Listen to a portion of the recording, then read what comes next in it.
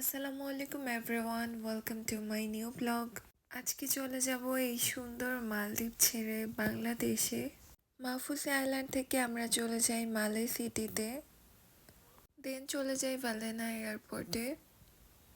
মালদ্বীপটাকে অনেক অনেক বেশি মিস করব, কারণ মালদ্বীপে আমার বিয়ের পর আমি ফার্স্ট হাজব্যান্ডকে নিয়ে আসি। আর এখানে আমরা অনেক সুন্দর সুন্দর মোমেন্ট কাটিয়েছি।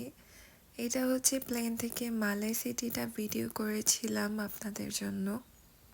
মালদ্বীপের নীল পানি দেখলে আসলেই ভীষণ ভালো লাগে। এই নীল পানির সমুদ্র অনেক বেশি মিস করব। প্লেনে আমাদের লাঞ্চ দিয়ে দেয়। আমি নিয়েছিলাম বিফ কারি আর আমার হাজব্যান্ড নিয়েছিল চিকেন কারি, সাথে ছিল ভেজিটেবল।